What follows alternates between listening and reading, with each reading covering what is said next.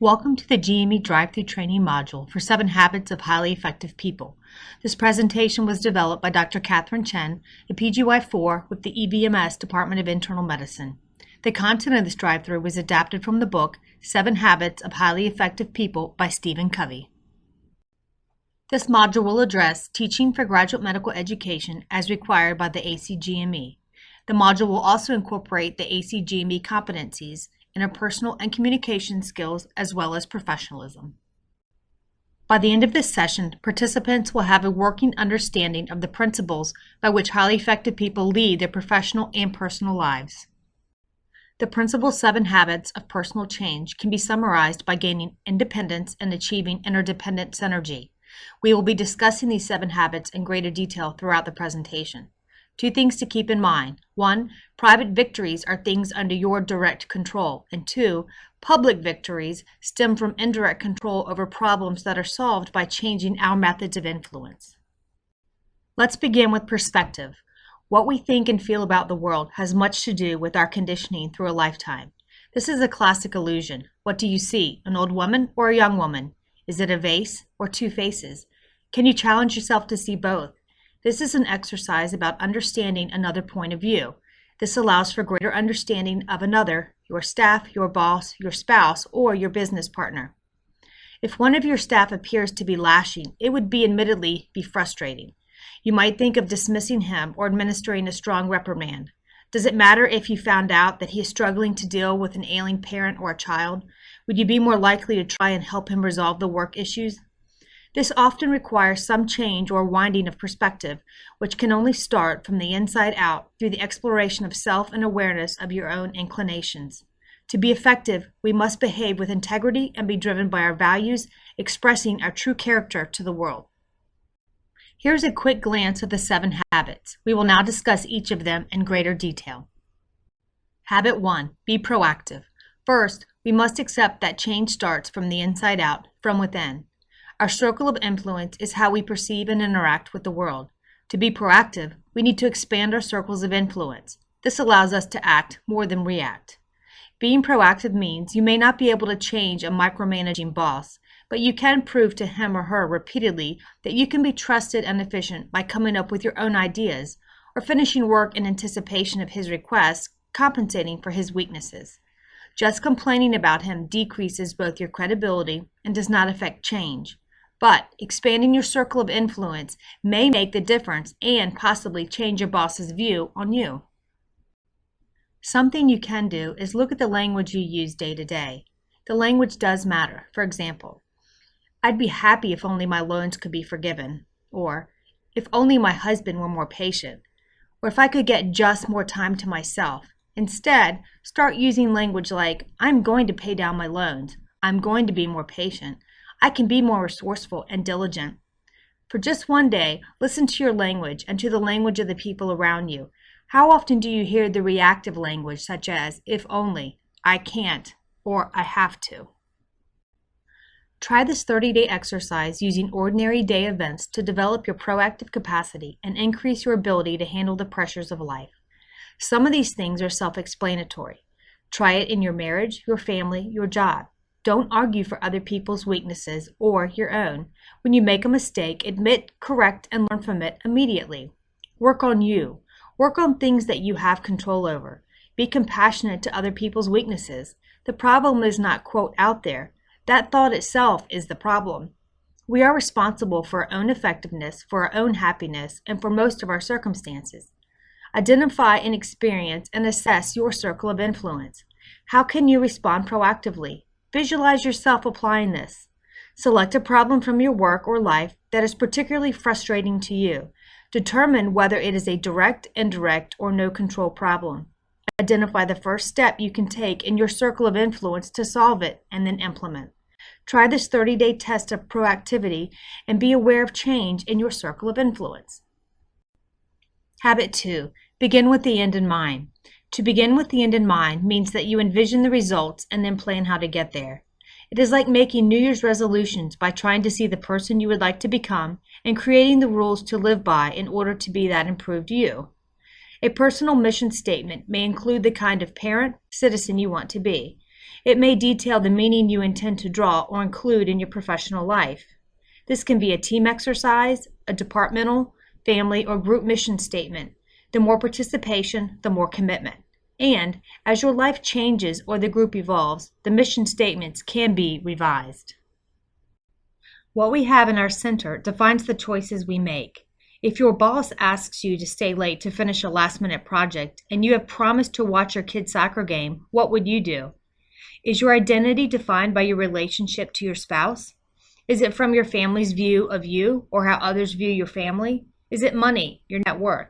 Is it being a doctor, being a department head, or being a professor? Is it material possessions? Is it fun, above all? Is it belonging to a peer group or a social mirror you view yourself through? Does hating your enemy, that boss, that neighbor, consume your time and energies? Is it being a part of the church community or being a good church goer that defines you? Is it self-fulfillment despite others? Or is it unwavering principles? The outcomes of any of these centers may be the same action, but it matters what drives that decision. Are you being acted on by outside forces? If so, the results are often unpredictable or meaning more difficult to obtain. In application, draft your personal statement by taking a few moments to write your roles in life as you see them. Are you satisfied? Find a quiet, separate place to draft your personal statement. Assess your center and internal motivation. Are you comfortable with the implications of your analysis? Start a collection of notes, quotes, and ideas you would like to incorporate into your mission statement. Habit 3. Put things first. Spend your time doing what fits your mission. Balance production and optimizing production capacity.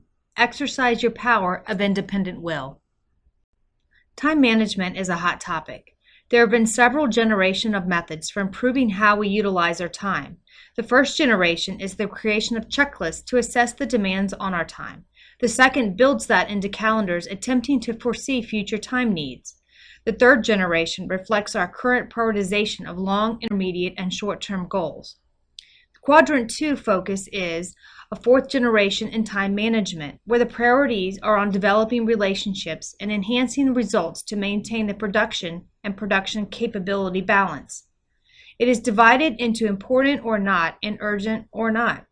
The idea is to maximize the building of relationships that help us accomplish our goals through a Quadrant 2 focused week. Quadrant 1 events press on our attentions by their demands for immediate action. Things that are not important can often be delegated or will likely resolve themselves, and we will try to focus the least or none of our time on Quadrants 3 and 4. The problem and the solution lies in Quadrant 2. These are non-urgent activities that would further our day, our relationships, and our careers, but are relegated to second tier by their lack of time urgency. Things you may think of in this section include exercising, relaxation, family time, mentoring or seeking mentorship, training your secretary, nurse, receptionist, intern towards higher efficiency planning, and etc. These activities may increase our productivity, our control, and discipline. They may prevent crisis, improve our vision, perspective, and understanding, improve our physical and emotional health, as well as our life balance. There will always be some form of Quadrant 1 to deal with, but our goal is to try and act more on Quadrant 2 activities and thereby decrease the prominence of all other quadrants in our lives. Plan in weeks to find greater context and rise above limiting perspectives of a single day and keep you in touch with your deepest values. Take some time to draw up a list of activities and things you need to accomplish for your next working day. Then prioritize them. Are you taking advantage of Quadrant 2? It may involve relinquishing some control, but it can free up a lot of your time for expanding your productivity, your research, your personal and professional development, and your future planning. We will be moving on to the discussion of public victories. Where you can exert direct control over private victories and influence, public victories stem from indirect control over problems that are solved by changing our methods of influence. To achieve public victories and create on an interdependent level, you need to first achieve the private victories and make deposits in the emotional bank account interdependence, which will come after independence.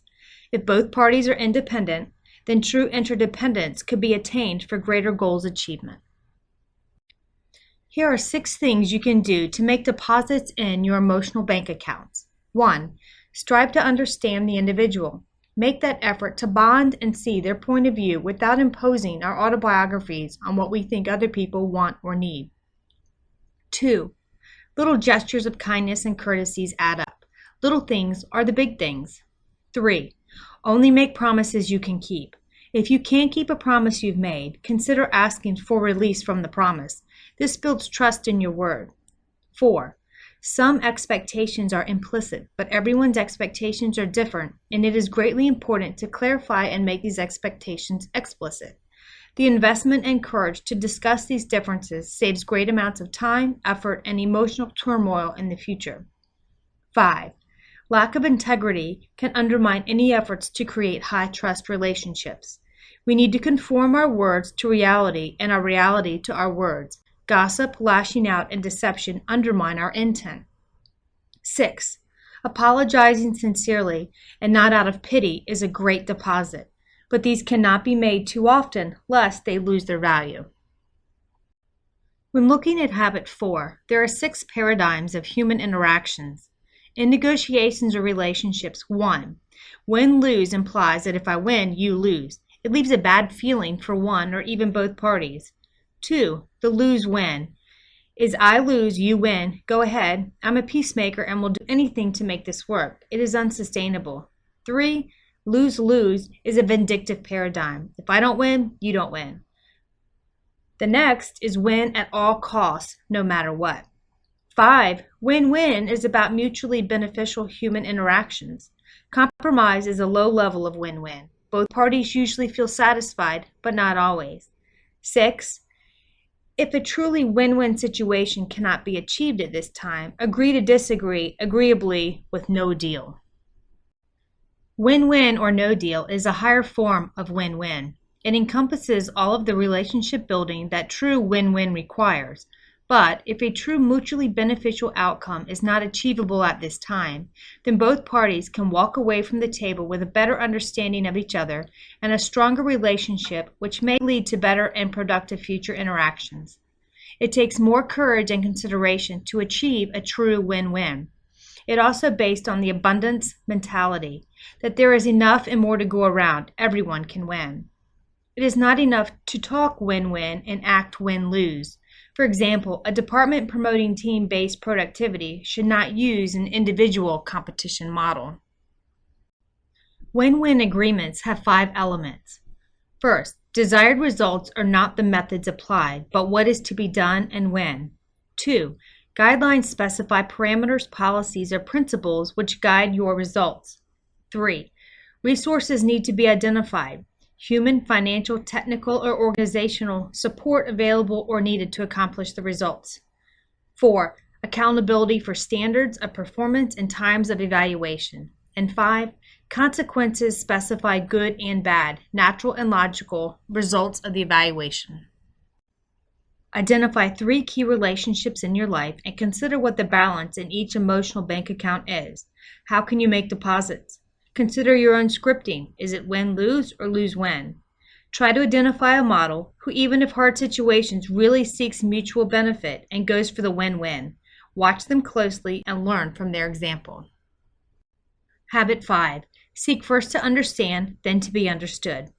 This is the key to many principles we use in medicine. Effective empathetic listening.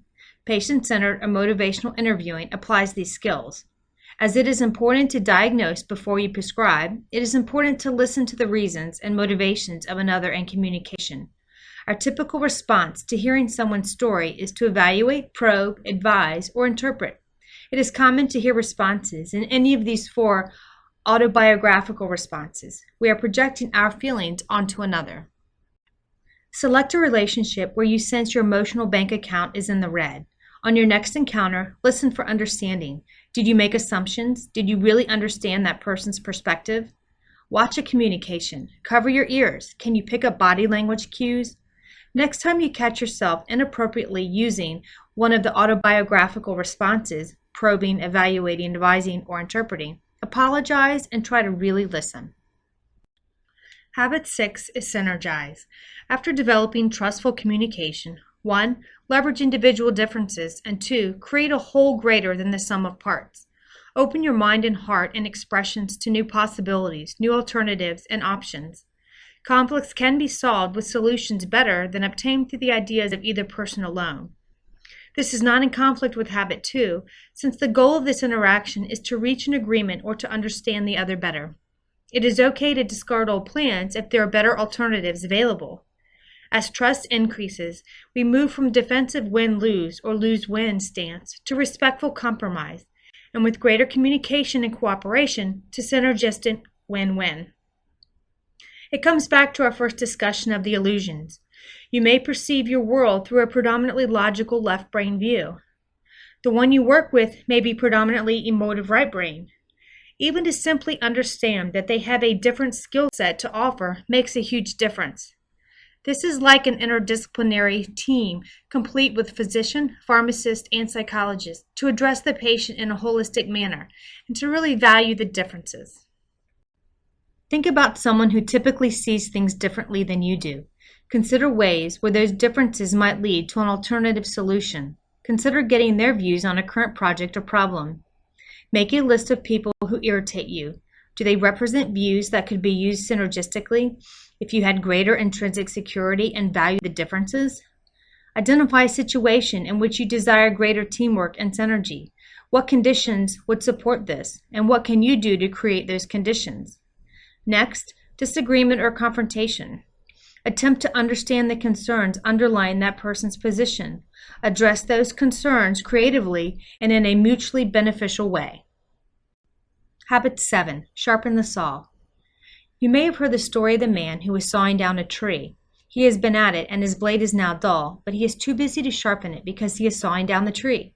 This may seem obvious, but to be efficient, your tools need to also be at their best. Self-renewal process must include balanced renewal of the 4 dimensions of our nature: physical, mental, social or emotional, and spiritual. This applies as much to individuals as it does to groups or companies. Synergy happens well in renewal. The more productive you are, the more effectively you can exercise personal leadership and management in your life. The more effectively you manage your life, the more quadrant 2 renewing activities you can do. And the more you seek to understand, the more effectively you can go for synergistic win-win solutions. The more you improve any of the habits that lead to independence, the more effective you will be in interdependent situations. And renewal is the process of renewing all the habits. Spiraling upwards is the principle of continuous self-improvement and lifelong learning. Through change, you expand your abilities and your production capability. You increase your circle of influence and become more efficient and effective. It is important to remember that principles are natural laws that cannot be broken. There are sequential stages of growth and development. A 1,000-mile journey begins with a single step. And knowing what you don't know is often the first step of obtaining knowledge. Love and life are entwined. This leads to cooperation, contribution, self-discipline, and integrity. In conclusion, these principles should be revisited periodically. The habits presented may be the same, but there will be new ways for you to use them to guide you as your personal and professional life evolves. This concludes the training module for 7 Habits of Highly Effective People. Please take a moment to complete a short survey and assessment. Thank you for your time.